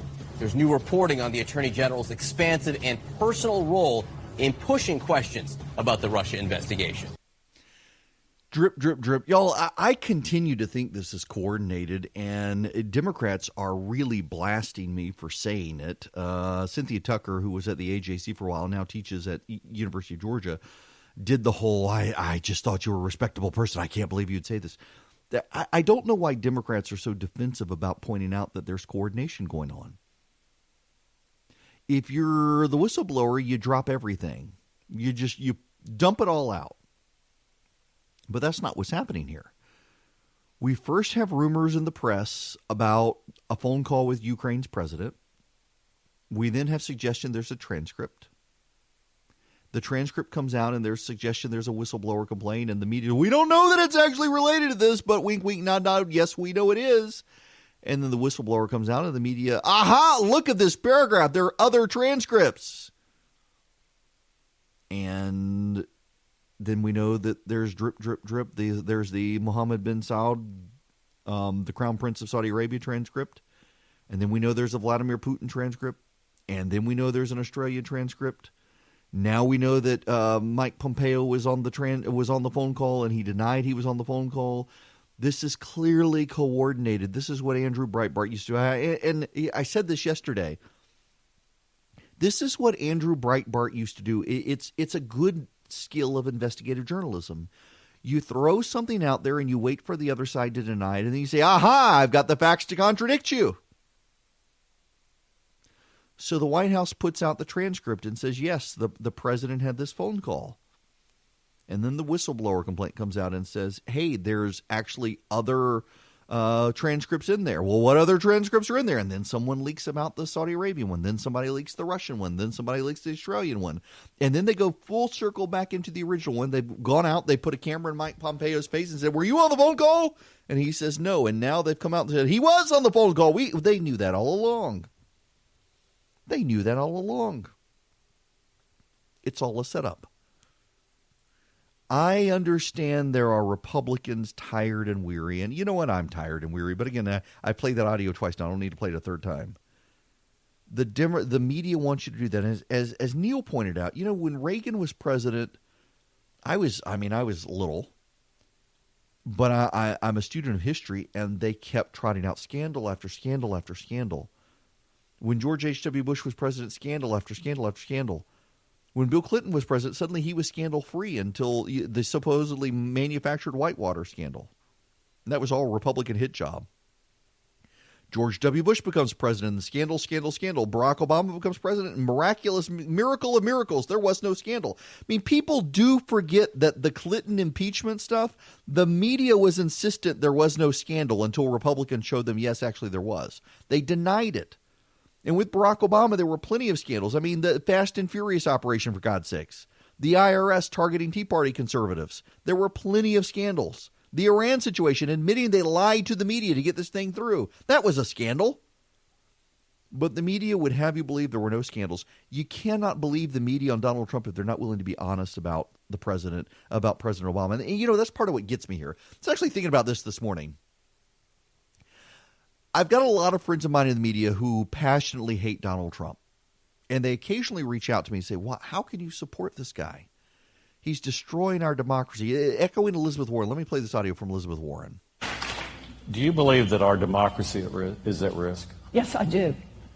Yes, I do. But understand, again, Mark, our democracy has been at risk for a long time now. Because when we have an America that works better and better for the rich, why do you think that's so? It's because they have figured out how to control the levers of power. Think about it this way. Who do you think's making the big campaign contributions? Who's hiring the armies of lobbyists and lawyers, the bought and paid for experts, funding the think tanks, getting the PR firms out there? And why? So they can just keep moving those decisions. There are a lot of people in the media who I know, I respect, I'm friends with them, but they prided themselves on being objective, and they've lost their ever-living mind because of Donald Trump. And they cannot believe, how could you go from opposing him to supporting him? I can understand people who went from opposing him to opposing him even more. How can you go to liking him? So I don't necessarily like the president. We get along. I don't really care for him, his morals. He's, the president's actually a deeply funny person. He's not a bad guy. We may disagree on a lot of stuff. I certainly disagree with him on some of his policies, like tariffs and whatnot. Boy. I'm not willing to be browbeaten by people in the media who could never recognize a scandal in the Obama administration and took 8 years off from the news, who now suddenly think there's a scandal every day. I'm just not willing to do it. The media gave a pass to everything Barack Obama did. Like, for example, did you know that Newsweek is running a daily counter on how many times Donald Trump plays golf? Now, I took the position in the Obama administration that we should want him to play as much golf as possible. We should want him to play as much golf as possible because if he wasn't in the White House governing, we were all safe. There were a lot of conservatives like, oh, he's wasting taxpayer dollars. And it is absolutely hypocritical for Republicans to give Donald Trump a pass on the amount of golf he plays when they thought it was a big deal when Barack Obama played golf. But it's really damn hypocritical for the media to have defended Barack Obama that entire time. And they're like, look at how much golf he's playing. He's not doing the job. Role reversal. I'm just not willing to be browbeaten by a lot of people in the media, some of whom I respect. Say, now, how can you support this guy? Look at him. Look at what he's doing to our democracy, when they're not even willing to recognize that Barack Obama did anything wrong. If anything, all Donald Trump is doing is he's taking precedents from the Obama administration and amplifying them. But, here's the dirty little secret, and this is the other reason I can't take a lot of this seriously, and it drives progressives crazy when I point this out. The Trump administration really isn't divergent from a typical presidential administration. You may not like the antics, you may not like the behavior, but the policies that are coming out, the regulations that are coming out, the things that the White House is doing, they're really not real different. If the exact same things were happening in this administration and it wasn't Donald Trump, the media would not be complaining as much. They just don't like Donald Trump. They don't like that Donald Trump has gone after them relentlessly. The president picked a fight with the media. The media is super vain, and the media can't recognize their own hypocrisy. And I've got no use for a media that can't recognize their own hypocrisy in a lot of this stuff. The time may come. I mean, here's the thing. I genuinely believe this is all coordinated, but I also really believe they could find something on President Trump. He has time and time again shown himself to ignore the advisors giving him good advice. And he's listened to idiots like Rudy Giuliani. Rudy Giuliani could get this president impeached. And I will tell you, it is my bright line. If the president withheld that Ukrainian money to try to force them to investigate Joe Biden, I think that's impeachable. And I keep saying this and putting myself out there and expect you to hold me to it. And y'all are going to get pissed with me if it comes out that that's true. Because I'm going to say, you know what? That violated the separation of powers. But we're not there, are we? We are absolutely fundamentally not there. And so there's nothing impeachable right now. And what I find most telling and most striking is that all of the people who are demanding the president be impeached are the people who called him illegitimate to begin with. No one's changed their mind. It's just they've gotten really loud right now. That's all that's happened. No one's changed their mind. It's just the media is amplifying the voices of the people who never liked the president to begin with. It is Eric Erickson here. The phone number 877-97-ERIC, 877-973-7425. Oh, wait. I gotta circle back to, where's, I can't use that word. Yes. Snake bites on the rise in the state of Georgia. We talked about this a little bit the other week. Snake bites are on the rise as it's gotten hotter. Snakes are out. They're cold-blooded creatures. They're riled up. But here's the thing I did not know. It is illegal in the state of Georgia to kill a non-venomous snake. The misdemeanor offense is punishable by a year in jail and $1,000 fine. There are only 6 venomous snakes in Georgia: the copperhead, the cottonmouth, the rattlesnake, the eastern diamondback, and the timber rattlesnake, the pygmy rattlesnake, and the eastern coral snake. So the odds are the snake you see is non-venomous. You're also not allowed to keep non-venomous snakes as pets. Corn snakes, garter snakes, you're not allowed to keep them. State law does allow you to keep venomous snakes, however. Now, is that not hilarious? You can keep the rattlesnake as your pet. You can't keep the garter snake as your pet. This all comes up. This was a related link from the story. In South Georgia, they're finding these giant Argentine lizards running about. What are the Tegu Lizards from Argentina? They're apparently showing up on trail cams in South Georgia. They're like baby kimono dragons, except they are black and white. They will attack you if you're not careful defending themselves. They try to stay away from humans, but they're showing up down there. And they lay a bunch of eggs, and they can take over if you're not careful. And the state is trying to exterminate them as best they can. So if you see them, kill them, these giant black and white lizards in South Georgia. If you're in Toombs County and Tattnall County where they've been spotted, kill them. Kill them. You're allowed to kill these things. Like the coyotes. Shoot the coyotes. We've got coyotes in our neighborhood now. And I swear, my wife wants me to keep a rifle at the door so we can shoot them. We've seen them at night. We had a neighbor whose dog was lured off by the coyotes, and they saw it happening, and they couldn't stop it, the poor thing. So what happened was the dog's outside. The neighbors led the dog out to go use the bathroom, and a coyote pops up. And they can see it as it's happening, and they run to try to get the dog. But the dog chases the coyote, who acts like he wants to play. The dog chases the coyote back to the pack, and the coyotes, the dog did not survive. Sad. We're seeing more and more coyotes in the state that have also been bred with wolves, apparently, from what the AJC reported a while back, and they're larger and more aggressive. It is creepy at night. We've had panthers. We had a panther come through our neighborhood a couple of years ago, and then I guess maybe a year ago, 2 years ago, was outside at night and could hear a woman screaming. I was talking to a sheriff's deputy. There was a sheriff's deputy out in our cul-de-sac late at night, and he says, that's that panther. It's come back. Apparently, panthers make a big circle, and every few years wind up in the same area. But we're having the coyotes, and it is really freaking creepy to hear the coyotes chattering with each other at night in the woods behind our house. We often see deer, and the deer will disappear for weeks on end, and we know the coyotes are coming in when the deer have disappeared. It's just, the whole thing is creepy. The whole thing is creepy. But now we've got these giant lizards in Georgia to worry about. The Tegus. Why do we have them? They haven't migrated up from Argentina. What's happening is idiots in South Georgia have them as pets. They get too big and they throw them off in the woods. It's like the pythons in South Florida. That's how the pythons got there. Idiots dropping them off in the woods because they didn't want to keep them as pets because they got too big. People are stupid. People are stupid. Now, when we come back, we got to shift gears. The president wants to scratch the itch on re-examining 2016. We should let him. I'll tell you why.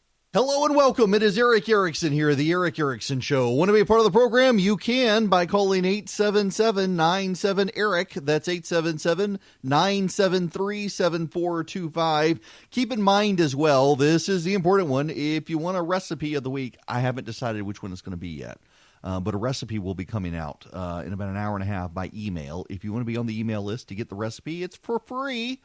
There's no obligation. You don't get ads, anything like that. You don't get spam. You just get a recipe every week. Text recipe to 33777. The phone number is 33777. Text the word recipe to that phone number, and you'll get the recipe when it comes out. I want to talk about William Barr and Mike Pompeo. It's very interesting. If you watch, it's very organized. You can tell it's organized. There is a deliberate effort by the Democrats to drag William Barr and Mike Pompeo into the impeachment.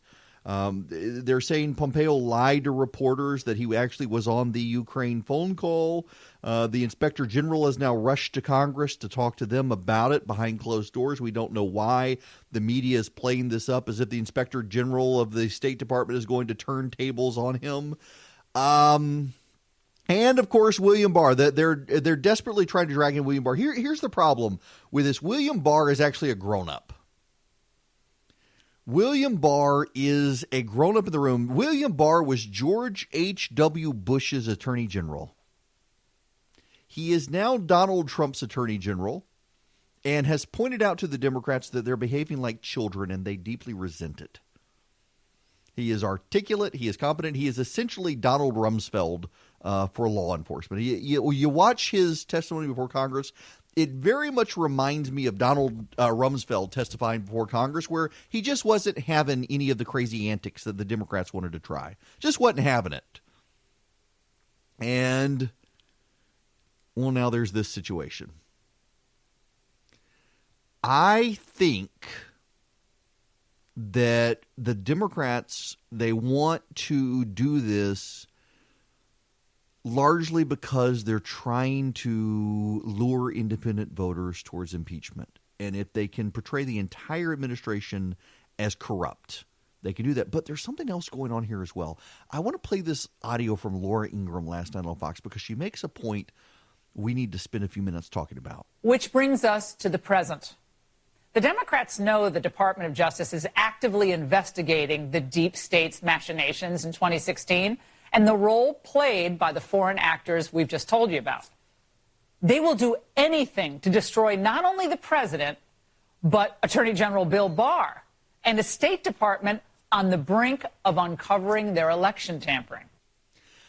Yeah, you know, so here's the thing. I try not to buy into conspiracy theories, and this is just my temperament, and I apologize that this. I certainly know this can aggravate conservatives, but when I see everybody going in this direction, I tend to go in that direction. Because I think people are stupid, and I think people are herd-driven, and where there's big buzz, everybody runs in that direction, and oftentimes that's not the direction you want to go. And when I see a bunch of conservatives raising conspiracy theories, or I see a bunch of progressives raising conspiracy theories, I tend to think, no. I mean, it's like the forum. When conservatives came out pounding their fists, look, the forum was changed. It was changed. The inspector general was new and he changed it. There's a conspiracy theory so the whistleblower can do secondhand information, and he used to not be able to do secondhand information. And they changed the form in the last month so the whistleblower could file the form secondhand. No, turns out the whistleblower filed the form that's been in effect since May of 2018. I know, me telling you, there are some people who will never believe it. The inspector general is respected by guys like Doug Collins here in Georgia, respected by Kevin McCarthy, the Republican leader in the House, respected by Mitch McConnell, respected by Ted Cruz. And he came out and he said, no, the form the whistleblower used is the form we were using in May of 2018 before I even got in this job. And it's always allowed secondhand information. You just have to check a box on it. There is a new form, and the new form says you got to specify if your secondhand information is from your agency or out of your agency. But you've always been allowed to have secondhand information. And by the way, the whistleblower had firsthand information too. Now, if you're not willing to accept the inspector general's word on that, I can't help you. You know, there is a real problem we have in this country. It is a problem that transcends party, where no one is willing to accept truth. Everybody's working an angle. I tell you the sky is blue. Well, no, not really. Actually, it's the refracted rays of the sun coming through, and it's casting a blue hue on the sky, and it's not really. Okay, yeah, in common vernacular, it's blue. Well, no, actually, I don't really think it's blue. Your eyes may see it as blue, but my eyes see it as something. Y'all, particularly if you're a Christian, there is real truth in the world. And we need to be in pursuit of the truth. This whole idea of my truth and your truth is crap. There is actual real truth in the world.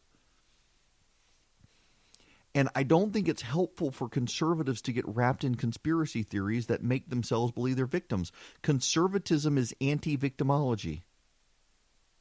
And yet so many conservatives have decided they're the victims, the president's the victim, everybody's a victim. Oh, woe is me, woe is me. I don't think it's helpful. I'm not a big conspiracy theorist. I tend to think when people are grabbing towards conspiracy theories, there's really no there. The reason I don't think there are conspiracy theories are because more often than not, it is people trying to latch onto someone to blame for something they've done to themselves, and they can't accept blame for what they've done for themselves, so they got to find someone else, and that involves a conspiracy theory. I also don't believe in conspiracy theories because I don't think people can keep secrets. People are stupid. They can't keep secrets. That being said, all of that said, the president is convinced that there's more to the Russia allegations from 2016 than has been known. The president is convinced the Democrats worked with an outside operation called Fusion GPS, which we know they did, by the way. And we know Fusion GPS, they're partisan hacks. They specialize in opposition dirt, and they've got a bunch of people they've hired from the mainstream media, including Neil King from the Wall Street Journal, and they use their existing media relations to spread stories. And we know that Natalia Vizhelneskaya, the Russian who was meeting with the Trump family in Trump Tower, she met with Fusion GPS. We know these things. We know they fed stories to the media. We know the media relied on Fusion GPS for opposition research, for dirt. In the same way against Marco Rubio, they relied on American Bridge, that David Brock group. Remember the stupid parking ticket story about Marco Rubio's wife getting parking tickets? That was a Media Matters American Bridge story. Opposition research. We know the media thrives on this stuff. We know they have ties to left-wing groups that feed them information. We know it. The president is convinced, based on some pundits on Fox News, that all of this worked against him and that the Russia hacking story and the working with the Russians narrative all came from Democrats, that it was a malicious opposition hit against him. It wasn't him working with the Russians against Hillary Clinton. It was Hillary Clinton and the Democrats constructing this story to try to blame Donald Trump for her loss and hurt Donald Trump. And he wants answers. And what's wrong with him trying to get answers? If there's no there, what's the problem with him asking the Australians to help the Attorney General find out what happened in 2016? The Attorney General, William Barr, is a grown-up. The Attorney General, William Barr, is one of the few adults in the room. And the media screaming about this makes me suggest there's a there. They can't just look at this and say, okay, this is 70-year-old Donald Trump. He's heard some geriatric conspiracy theorist on Fox News out of this. Let him look into it and move on. There's no there. The media is operating like there's a there. The media is operating like William Barr may actually undermine a media narrative from 2016. I don't think so. I don't think there's a there. I don't think that William Barr will find wrongdoing by the Democrats and press working in concert with the Russians or the Ukrainians to try to undermine Donald Trump in 2016. But I don't have a problem looking into it. If anything, it will expose the hucksters, fraudsters, conspiracy theorists, and charlatans on the right as being liars. And that's a good thing. The other is more troubling, though, is it not? That the media is opposed to this because they're afraid that William Barr will find something. They're running stories at the Daily Beast that William Barr heard the audio of someone in Italy who's in some sort of protective custody there, who claims to be the origin of the Russia story, that he flew over there, that Mike Pompeo is also flying over there. See, that seems really weird that they're trying to draw William Barr and Mike Pompeo into conspiracy theory land and impeachment land and discredit them in impeachment when they're saying, oh, they're going over there to hear this. What are they afraid of? Y'all, I don't buy into conspiracy theory stuff, but I'm starting to think maybe there's a there. I'm starting to think maybe there is something going on. Because I'm hearing the Democrats scream, what is the harm of asking the Australian Prime Minister to work with William Barr to find out what happened? Rich Lowry, I played this yesterday, worth listening to one more time. He makes this point. But this is different in kind. The U.S. government asks foreign countries to cooperate with our duly constituted investigations all the time. The Justice Department is looking into how the bogus 2016 story started. I know everyone on the set maybe wants to move on from that and get on to Ukraine, but that's a legitimate interest, and there's nothing wrong with the President of the United States asking a foreign government and there's to nothing wrong with cooperate in your the mind, there's Attorney nothing General. wrong with the Attorney General saying, I want you to call the Prime Minister of Australia and I want you to press him on this. That's nothing kosher. wrong at all. Just, sir, if you could please cooperate with my Attorney General. There's nothing. Rich is right on this. And by the way, how is it undermining the election when this is the past election? How is it undermining the 2020 election to ask the Australian Prime Minister to work with the Attorney General to figure out what actually happened in 2016? Listen, the President of the United States, thanks in large part to the media, really believes that the intelligence community has been working against him. He really doesn't trust the intelligence community. The whistleblower amplifies to that. All of this amplifies to it. It makes it sound like someone's out to get the president and he wants answers. He hears stuff said on Fox News the rest of the media says isn't true, but then the rest of the media oftentimes paints with a very broad brush to excuse everything on the left and amplify everything on the right. There is no trust there. There is no trust. And if you understand anything about the Trump administration, you need to understand that both sides are making decisions based on willfully mistrusting the other side. That's the reality. Neither side trusts the other. And I don't really blame the president for not trusting the media. The media clearly hates him. The media has clearly been on an anti-Trump narrative since before he became the nominee. It's really sad to see this divorce between the president and the media because it really is a messy, messy divorce. The president and the media loved each other. They were convenient and useful for each other. And then the president came down the escalator, announced he was running for president, and the media turned on him. What do you mean you're running as a Republican, Donald? You're one of us. I don't think the president and William Barr will find anything in their investigation. But I don't have a problem with them looking. And I think we should all recognize real red flags going up when the media is so adamantly opposed to the president of the United States doing this. That suggests they're hiding something. And I think that incentivizes the president to want to go digging. If they would just let it alone, let the president look. They say there's no there. What are they scared of? Why are they screaming so much? Joe Biden is going to have to report his fundraising numbers very soon. And the president and his committee just came out with a whopping $125 million third quarter haul. Yeah. What do you make of that? I think that's a lot of money, Jesse. $125 million. That was on The Five last night on Fox News. $125 million. Barack Obama, during the same quarter, only raised $70 million. The president has been able to fire up his base. The Democrats have actually been remarkably helpful for the president's fundraising efforts. This impeachment effort has caused the president to see a massive cash haul. Going to be very, very interesting to see how this plays out moving forward. And, the Democrats are fighting each other, spending massive resources in this battle. Cory Booker looks like he's almost at a cash, and he's going to have to drop out. Beto O'Rourke, meanwhile, is having to go around saying outrageous things on TV to continue his fundraising haul. Donald Trump is a thug. He's acting like a mob boss right now. He's had a history of witness tampering and intimidation. He's trying to do the same thing right now with the whistleblower, demanding that his identity be revealed so that he can intimidate him and frankly, so that he can intimidate other potential whistleblowers. As you know, under the whistleblower statute, there's no limit on the number of whistleblowers who can come forward. And we need more of them to share the truth, tell us the facts so that we can make informed decisions for the future of this country. It's the same tactic the president is using against the chairman of the House Intel Committee,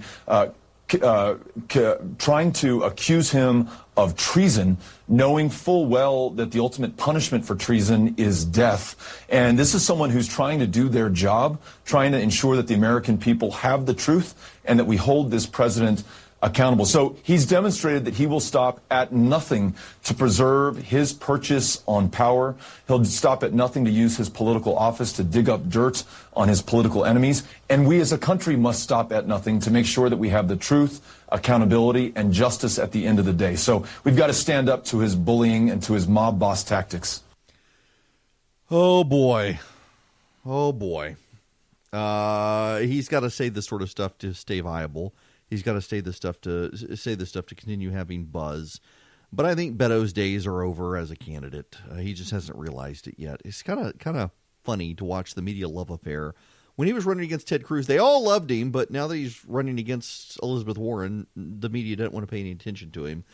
Oh, and by the way, our own former Sonny Perdue, our own former governor Sonny Perdue, Well, he has stuck his foot in his mouth big, according to the media in Wisconsin.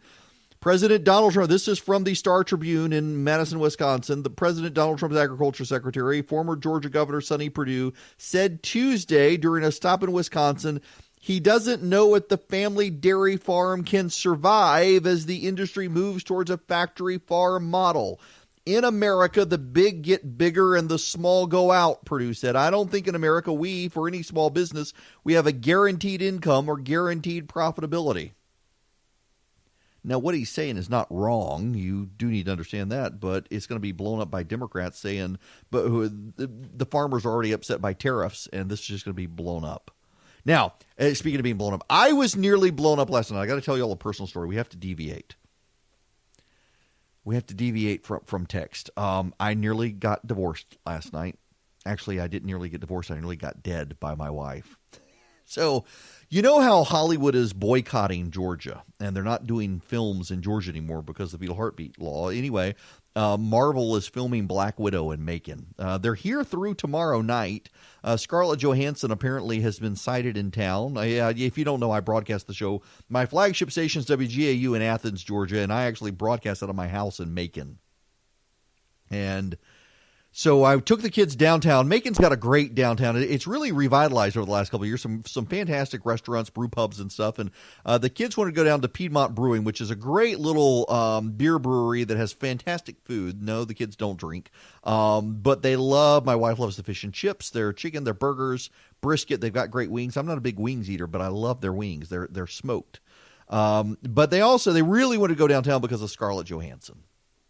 So I drove the kids around downtown. They had the area roped off where Marvel was filming Black Widow, and it went behind the terminal station downtown Macon. There's an old brickworks factory. It burned down years ago. The walls had collapsed, and they've renovated it. They've rebuilt it. And I'm staring at this. They did a remarkably good job restoring this building. They've now got a big mixed martial arts, MMA boxing gym back there.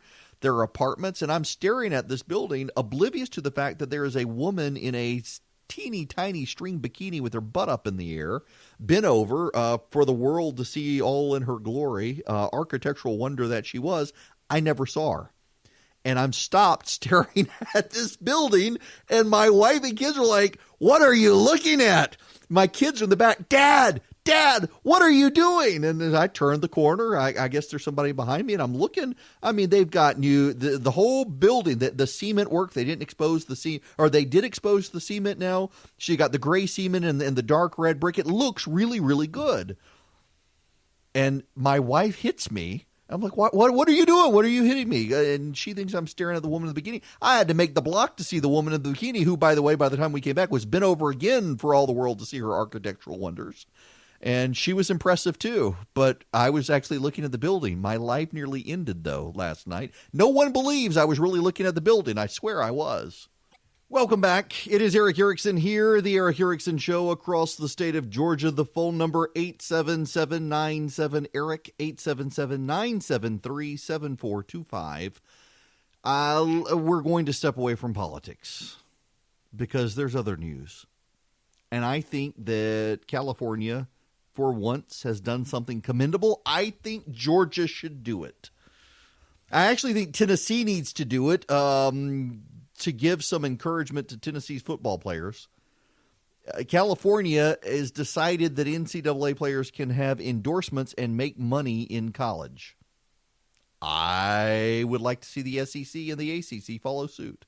Under new California law, signed into law by the governor, the NCAA cannot punish athletes in collegiate sports from pursuing endorsement deals and making money. You know, the NCAA makes a mint off college sports, particularly college football. They make a ton of money, the NCAA does. Colleges make millions of dollars off of their college football teams, college basketball teams, and the like. And the players get absolutely nothing. Many of them come from poor schools. They come from impoverished families. And they go into college. The families have their entire hopes riding on these kids. And they don't let the kids do anything. And the families have to stay struggling. And, you know, the real dirty secret here is Many times colleges have rich alumni who help out these families. Wink, wink, nod, nod. Talk about your quid pro quo. They're doing it, and they don't get caught. And because they don't get caught, it happens with the rich schools doing it. The poorer schools, the smaller schools, it's harder to do because there's fewer people, more people likely to talk. But it happens. I think the University of Georgia should allow Jake Fromm and others to make money. Allow them to get endorsement deals. I mean, the universities, are they not going to make money off of Jake Fromm? Let Jake Fromm make money off Jake Fromm. Around the country do this. Basketball teams, football teams. I think what California did is good. I do not like the NCAA.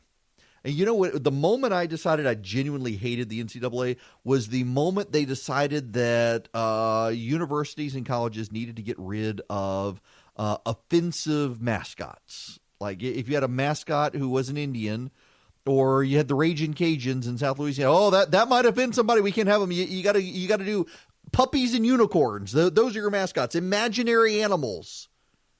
We can't offend anyone. It aggravates me to no end that the Chickens and the Braves got the little idiot mascot out there, which I guess now some people have decided they like because he's cute. Well, what happened to the Braves Indian? They don't want you to even do the tomahawk chop anymore. Oh, we might offend somebody. You're offending rich white liberals. That's who you're offending. You're not offending any Native Americans, American Indians, if you want to call them. I'm clueless as to why we shouldn't do this. Now, I don't know what the opposition is other than the NCAA and the colleges. They don't want the competition.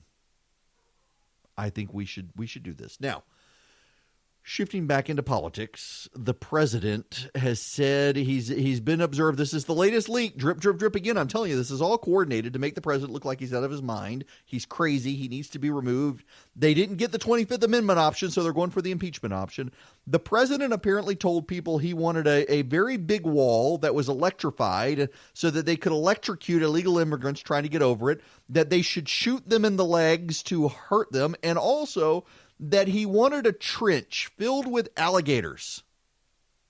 And White House staff felt compelled to do a cost analysis of what it would take to build a wall with a trench filled with alligators. I kid you not. We don't know that it's actually true. I kid you not that it's in the media. You know, I've heard this before. I started thinking about it. You know what? So I did when I was at Red State, I did a Red State gathering in Austin, Texas in 2010. And Herman Cain came. Herman and I got to know each other. This was before I even thought about working at WSB. Herman wanted to run for president. And so Herman came and he spoke. And one of the ideas he gave on stage that I thought was so funny is on the issue of illegal immigration, he wanted to build a very high wall, 100-foot high wall with a 200-foot moat, and he was going to fill it with alligators. And if you could climb the wall and you could swim the trench full of alligators, we would have a job waiting for you on the other side. That was the line he had. And people fell out laughing. And I thought, my goodness, that's the president. The president is using Herman Cain's line. That's all this is. Now, the president apparently took it seriously. He also wanted to shoot illegal aliens in the legs to slow them down. They told him he couldn't do it. He wanted them to to shoot down drones that might be coming across the border. They told him they couldn't do that. There are various things he wanted to do. They said were acts of war. Basically, everything the president wanted to do, they couldn't do. But we're going to hear a whole lot more about the alligators and the moats. And I know where he got that line from. He got that line from Herman Cain. I have heard Herman Cain say that line on more than one occasion. Hang on a second. There's some breaking news. It is, for those of you listening later on delay, it's 11:41 a.m. where I am right now. There's breaking news. Bernie Sanders' campaign has said the presidential candidate has had to have a heart procedure for a blocked artery, was canceling all appearances until further notice. The 78-year-old Sanders experienced chest discomfort during an event Tuesday night and sought medical evaluation. According to the campaign statement, it said 2 stents were successfully inserted and that Sanders is conversing and in good spirits. His campaign manager, Fez Shakir, said on a telephone call with supporters Tuesday night, did not mention any health concerns about the candidate. Sanders said the state of the campaign is strong, and he played up Sanders' strong fundraising total for the third quarter. Sanders canceled some appearances in South Carolina because he lost his voice. To insert the stent, doctors threaded a tiny balloon inside a blocked artery to widen it. The stent is a small wire mesh tube. This is breaking news happening right now. The Associated Press reporting this, that Bernie Sanders has canceled all campaign events until further notice, had to have a heart stent after suffering chest pain. That's happening now. Aren't you glad you got me here to handle the breaking news? Everything is canceled for Bernie Sanders right now. Okay. We can move back into the other news of the day. I want to talk about something near and dear to me. Yes, if it sounds like I'm rushing through stuff, I've got stuff I've wanted to talk about for a week. And I've been putting it off because all the impeachment stuff. And I finally decided I'm not playing the media game anymore. I'm not playing the drip, drip, drip of the media. We got to cover every little breaking detail about impeachment. We got to cover every little detail. No, I don't want to. I want to talk about Spider-Man. I finally saw Spider-Man Far From Home in its entirety. I had seen bits and pieces. In fact, I went to the theater to see it. And when it came out, and I got called out for one reason or another, and I finally was able to finish it. I wanted to take my son with me to see it, but I couldn't get my son to see it. He didn't want to go to the theater to see it. He was afraid it would be too intense for him. He doesn't like super intense movies. Even at 10, he doesn't really like intense movies. He finally saw it at home and loved it when it came out on iTunes, so I watched it as well, and it's a good movie. And it came out on video shortly after Sony decided it was going to walk away from its deal with Disney. Now, there's some backstory to this that you need to know. Disney apparently wanted 30% of all the money made on the Spider-Man franchise. The Spider-Man franchise is the last remaining franchise that Disney has not brought back into the fold. Disney, by buying Fox, was able to bring back in the X-Men and Fantastic Four, but Sony owns not just Spider-Man, but all the ancillary Spider-Man characters, including Venom, Spider-Man, and the like. And Sony has the first 2 Tobey Maguire Spider-Man movies, they were okay, but all the other ones, they weren't great. I liked the Andrew Garfield, the first one okay, the second one was stupid. But Tom Holland has done a great job, and Kevin Feige, who is in charge of the Marvel Cinematic Universe, loves Spider-Man. You know, Kevin Feige actually played a role in the original Spider-Mans. There were all sorts of people saying, "Hey, Sony can do Spider-Man without Kevin Feige. Look at the Tobey Maguire ones." Actually, Kevin Feige was actually behind the scenes played a role in shaping those movies, and people didn't pay attention to it. So anyway, Spider-Man, Disney wanted a third of the revenue, and I am told by really good sources. I have sources in Hollywood. I do actually. I also read some of the real good trade association. There's a great one out there called The Ankler. Richard Rushfeld's Ankler. It's a fantastic newsletter in Hollywood. It doesn't fluff everybody up and down. You know, when you read the Hollywood Reporter, Variety and stuff, a lot of this stuff, it's all written to get access to powerful people. So you read, and it's all lavishing praise on the brilliant genius of all these people. Like for example, Harvey Weinstein. For years, the Hollywood Reporter, the Variety, and the like. Harvey Weinstein could do no wrong. He was a hero. He revitalized small cinema, and he was a cretin. He was a moral creep, and everybody knew it. And these trade publications, they always do that. So you go with these independent groups like The Ankler, Richard Rushfeld's email newsletter, where he just tells it like it is. And he actually said, and it's been confirmed by other sources, that Sony never even responded to Disney. Disney wanted 30% of Spider-Man revenue, so the original leak was 50%. It turned out to actually be 30% what they wanted, and Sony never responded. They never even acted like they got a notice of it. And so Disney is the one who let it leak that Sony wanted out. They were done. They didn't want to be part of the Marvel Cinematic Universe. They wanted Spider-Man all to themselves, and fans had a total meltdown. And the reasons fans had a total meltdown is because it's very clear that the Marvel Cinematic Universe was building Spider-Man up to be the replacement for Iron Man. You watch Far From Home, it's very clear. There's a lot of integration between Spider-Man and Avengers Endgame. And Marvel wanted Spider-Man as a part of it. Even if Sony owned it, Marvel was willing to let Sony profit from it. And fans had a complete meltdown. Well, apparently it went back to Japan, which is thinking of selling selling Sony Pictures anyway. And they let the head of Sony Pictures have it. Absolute blow up, apparently. And Sony has now come back and agreed to give Disney 25% of the gross of all the future pictures. And Spider-Man will be in the Marvel Cinematic Universe. Hallelujah, praise the Lord. Tom Holland apparently very happy. The director very happy. You know, interestingly enough, the director stepped away, who has done all the Tom Holland pictures and played a role in the Russo Avengers movies, and now he's come back too, which is good. It never ceases to amaze me how stupid some people are in Hollywood, particularly at Sony. Spider-Man has made them a lot of money, even with Disney taking a cut of it. Even if Disney were to take 50% of the cut, the Spider-Man movies would still be the most profitable Sony movies. Sony does not have a deep catalog of movies. They've got James Bond, but even James Bond doesn't turn in the revenue that Spider-Man has turned in. They had a surprise hit with Venom, but let's be honest, Venom wasn't a great movie. I mean, it was good. It was good, but man, had they wanted to do it themselves. Venom could not clear $1 billion without Kevin Feige's help. Now they may be able to rope in Kevin Feige. And at least they'll be able to rebuild. But I just, and this goes into the Netflix stuff. I realize I got angry email 2 weeks ago when I was mentioning Netflix again, that people say they're tired of me talking about Netflix. I'm just fascinated by the rise of the streaming services. I'm sorry. And I don't want to spend every day talking raw politics and impeachment. It bores me. It should bore you. Not everything is political. And people want to make everything political. And right now the media wants to make everything about Donald Trump. Everything's got to be about Donald Trump. I couldn't care less. I mean, come on, people. We are seeing a lot of people who court the cud. It's been a long morning already. I need more coffee. They cut the cord. They cut the cord on cable, and they went with streaming services. And now look what you're having to do. You got to get Netflix for some stuff.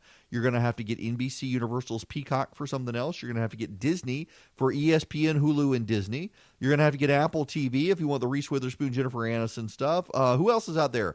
Paramount has something coming. Who else is out there? I don't know. Disney's going to be the one that kills everything, I think. I think Disney is going to be the one that kills Netflix. Netflix doesn't have a lot of intellectual property. But now what's happening with Disney? So Disney's prices are going to be the same as Netflix, but you're going to get ESPN Plus and you're going to get Hulu. Oh, and there's Amazon Prime. We can't forget Amazon Prime. Hulu will come into the Disney thing.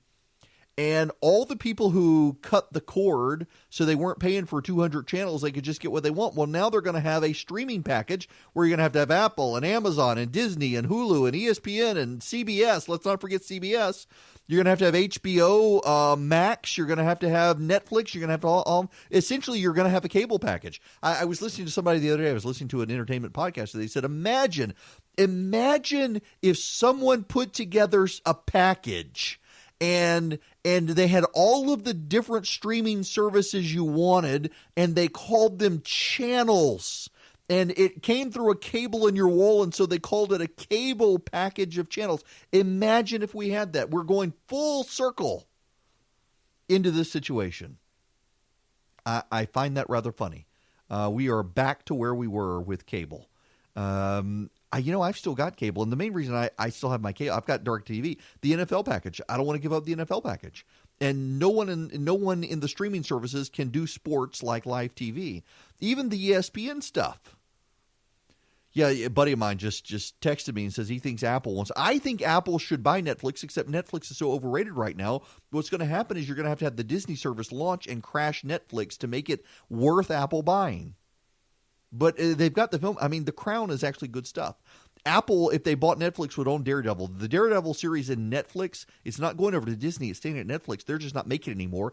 And that was Netflix's decision. Netflix decided to stop making the Defenders, the Jessica Jones, Luke Cage, Iron Dragon. Started to say Iron Giant there. I have kids. And Daredevil. They decided to stop making them out of spite to Disney. Disney told Netflix they could keep making them, and Netflix canceled them. Netflix really thought they were going to be the top dog. Netflix really thought they were going to build something no one else could compete against. And now guess what? Everybody else is going to compete against them, and they've never built up their intellectual property.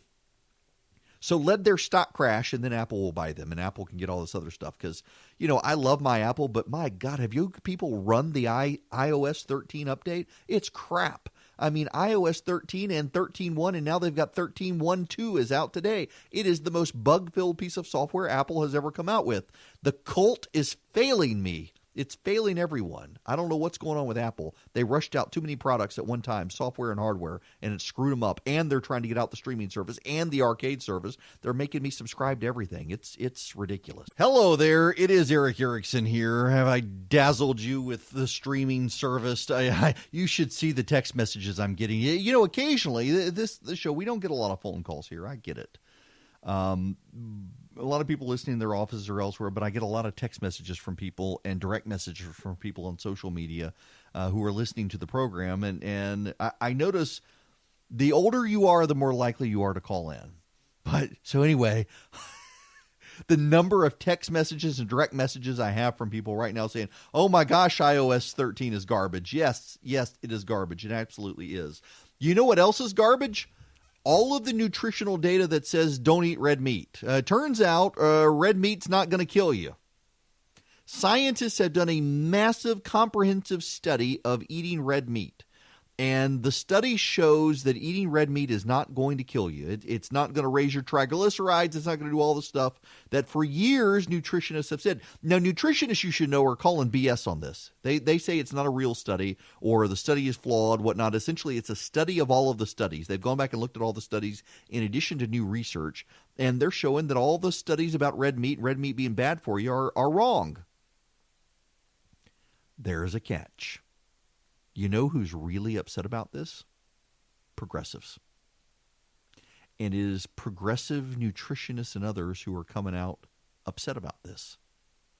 I wish I was making this up, but it is all very politicized. It is people coming out and trying to undermine the scientists because they say if people eat meat, it's going to be bad for the environment. Remember, here's Andrew Yang, the Democrat running for president on this issue. Hi, I'm Madison Dyer. I'm a sophomore at Georgetown studying healthcare management. And my question was, realistically, the only way to curb expansion and reduce the environmental impact of the cattle industry is to reduce demand. What policy adjustments would you make to reduce this demand? I'm glad you asked that because we wanted to talk about food and the rate at which agriculture, not everybody thinks about this, is a major contributor to CO2. Now, cattle is very energy consuming and energy expensive. And if you project forward on what we would need to do to reduce emissions, you would want to modify Americans' diets over time. Now, some of that is happening naturally through education. I do think it's difficult to regulate diets. So what you would want to do, again, is you'd want those cattle producers to have to internalize the cost of emissions.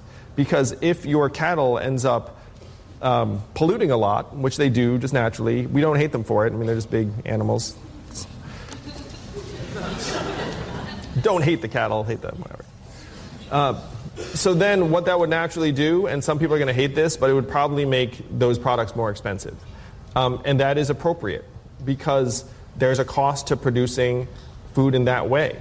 And so if you were to make it more expensive, then you would end up changing consumption patterns. Yep. See, the left, they want to change consumption patterns of eating red meat. So it needs to be bad for you and it needs to be expensive. And when scientists come out and say, hey, actually, no, well, it's the scientists who are the bad guys for telling you the truth. Think about that. I'll talk to you guys tomorrow.